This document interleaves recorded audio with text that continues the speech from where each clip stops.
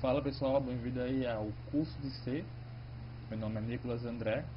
Eu sou autor do blog biotecnologia.com.br. Que agora então, esse é o curso de C. Nessa aula é somente a introdução, nós vamos ver alguns conceitos sobre a linguagem C. E de antemão eu já recomendo a todos vocês que, se vocês querem realmente aprender uma linguagem de programação, respondam muitos exercícios, leiam outros livros. Não se prenda somente essas videoaulas, esse curso. Procure sempre material, se possível compre livros.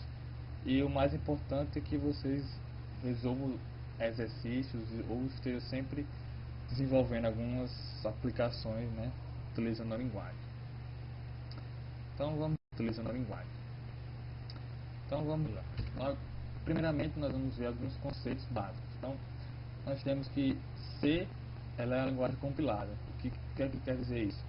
Quando eu escrevo meu código no meu editor lá, na minha IDE de C, por exemplo, pode ser C++ ou Codeblox, Geano e várias IDEs que existem para a linguagem C. Quando eu escrevo meu código, eu escolho a opção compilar, todo aquele meu código será passado para a linguagem de baixo nível, ou seja, será passado para a linguagem Assembly.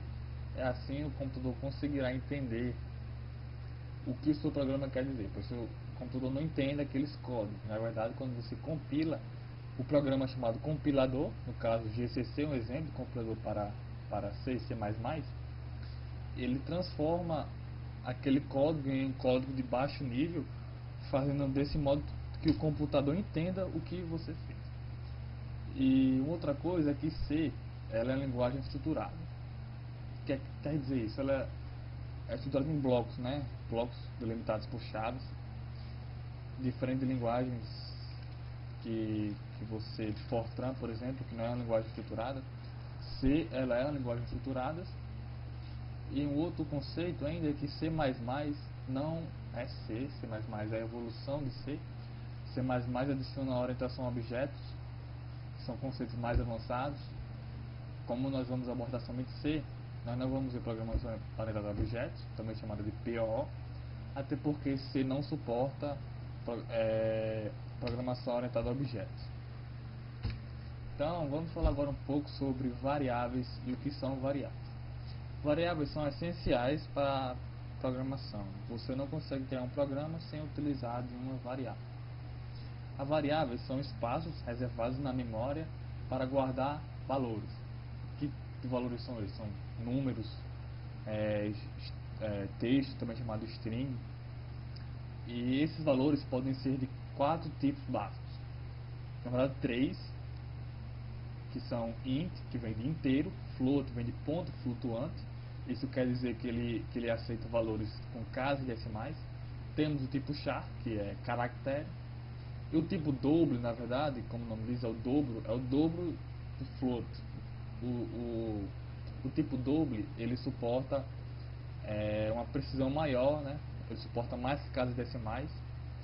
Ele possui uma capacidade de armazenar valores maior do que todos os outros tipos de variáveis. Então, para eu declarar uma variável, eu escrevo int a, ponto e vírgula. Lembrando que todo comando, quase todo que você fizer em C, você vai finalizar com ponto e vírgula. Aqui, como eu estou no PowerPoint, né, ele deixou a primeira letra maiúscula, mas na verdade esse aqui é minúsculo, como vocês podem ver aqui. Então eu declarei a variável inteira com o nome de A, e com esse nome, que é o nome A, é que eu vou passar a referenciar a essa variável. Quando eu declaro a variável inteira do tipo A, é reservado espaço na memória, e você acessa esse espaço na memória através do A, no caso. Como eu declarei que a variável A, tipo inteiro, né? Então eu referencio a esse espaço na memória agora pela letra A. Lembrando que C é case sensitivo, ou seja, você deve respeitar maiúsculos e minúsculos, né? Então, aqui embaixo eu já atribuí valores, um valor na verdade, né, a essa variável A.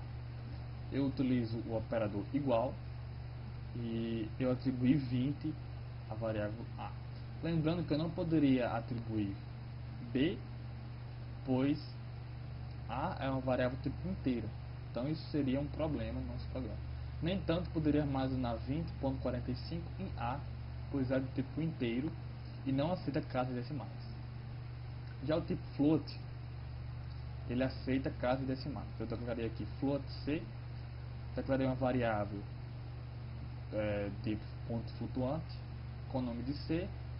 Logo que eu declaro isso, é criado espaço na memória, que eu referencio esse espaço pela letra C, e assim eu posso atribuir um valor à letra C, a variável C, na verdade. Eu atribuí 20.45. Lembrando que nunca coloque vírgula para colocar casas decimais, sempre coloque ponto. Se colocar vírgula vai dar problema no seu programa. Aqui eu declarei char A, declarei uma variável do tipo char, considerando que eu não declarei no mesmo programa int A, pois iria haver um conflito. Então, char A, declarei uma variável do tipo caractere. Esse tipo de variável só pode receber caracteres, a não ser que eu trabalhe como string. Nós vamos ver mais na frente, né, como é trabalhar com string, mas basicamente eu adicionaria aqui o número de caracteres que a variável poderia receber. Mas como eu declarei somente char A, eu posso atribuir caracteres individuais a essa variável. Lembrando que colocado em aspas simples. Agora nós vamos usar algumas operações. O C possui os seguintes operadores lógicos: menor, maior, diferente, e aqui esse duplo igual serve para você comparar duas variáveis. Nós vamos estudar mais na frente, né? Estrutura de condições seria if, else, switch case. Se eu colocasse num if, que seria uma condição se, por exemplo, se A for igual a B, eu deveria colocar se, caso if, A duplo igual B. Eu não poderia colocar o igual, somente o igual simples, né? Pois assim eu seria pensar que você queria atribuir um novo valor àquela variável, e com certeza não iria dar certo no seu programa. Aqui abaixo nós temos as operações matemáticas, que são a soma, subtração, divisão, multiplicação, que é o asterisco. E esse aqui que vocês poderiam pensar que fosse divisão, na verdade, e vocês acham que eu assassinei a matemática aqui, isso aqui é um operador chamado mod. Ele retorna o resto de uma divisão inteira. Aqui no caso eu realizei a operação 2 mod 2, e o resto dessa divisão é 0. A divisão normal vai dar 1, né? 2 dividido por 2 dá 1. E se eu realizar a operação mod, né, o resto da divisão inteira, eu vou retornar 2. Se, por exemplo, eu armazenar a variável A é igual a 2 mod 2, a variável A receberia 0. E se eu, na mesma variável, colocasse A recebe 2 dividido por 2, receberia 1. Então, essa é um conceito, né, básico sobre o operador mod, muito utilizado nos seus programas. Aqui nós vamos conhecer um pouco sobre as estruturas de C. Nós temos a estrutura de condições, que são a if else, realizamos testes simples com a if else. Também temos a switch case, muito utilizado para fazer menu de programas. Nós vamos ver bem direitinho como é que funciona cada uma das estruturas. E nós temos aqui, né, as estruturas de repetições, que são a estrutura while, enquanto, a estrutura do while, faça enquanto. A diferença é que a do while sempre será executado pelo menos uma vez, pois o teste só é feito no final do seu bloco de comandos.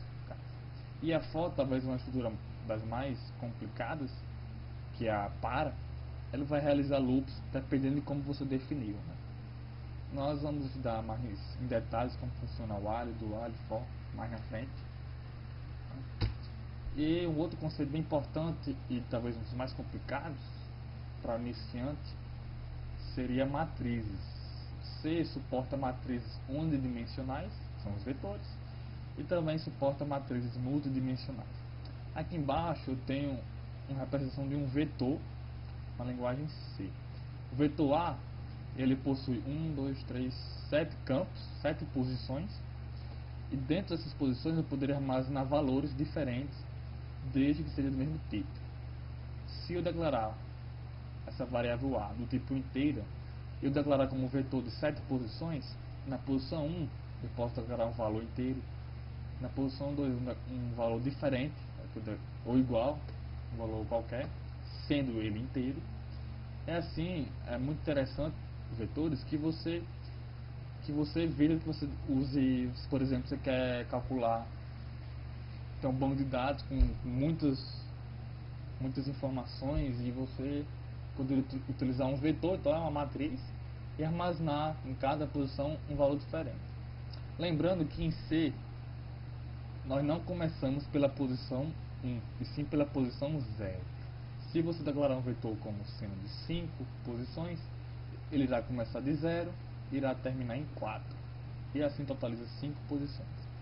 Aqui embaixo nós temos uma matriz de 2 linhas por 7 colunas, 2 linhas, 7 colunas, e aqui eu já consigo armazenar mais valores do que em um vetor, né? Nós vamos ver como percorrer um vetor e armazenar valores a eles. Então isso aqui é só para dar uma esclarecida sobre o assunto, mas na frente nós vamos estudar sobre cada um desses assuntos bem detalhados. E nós temos também funções, né? O C suporta funções, e as funções servem para modularizar o programa. O que é isso? Se no seu programa, vamos supor que você realiza muitas somas no seu programa, você pode criar uma função, e quando você chama essa função, você somente passa os dois valores que você quer somar, e essa função já retorna a soma. Isso economizaria que você use uma variável e uma linha de código, no caso, né, já economizaria uma linha de código.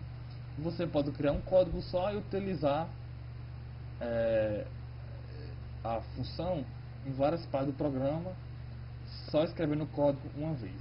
Então aqui nós temos uma função de soma. Não se preocupe muito em entender como é que funciona aqui, mas basicamente ele recebe dois valores inteiros, podemos ver int A e int B. A função receberá dois valores inteiros, e dentro da função eu declarei uma variável x, declarei que x é igual a A mais B, ou seja, somei A com B, que foram os valores que a função recebeu. Aqui x está em maiúsculo, mas devem estar do mesmo modo, né? No caso eu teria que escrever x aqui em minúsculo. Se você passar para o C desse jeito vai dar um erro. Mas o que é importante vocês entenderem é o código aqui, né? É a lógica, na verdade. E x recebe a soma de A com B. E o que é que acontece? A função retorna x através do comando return.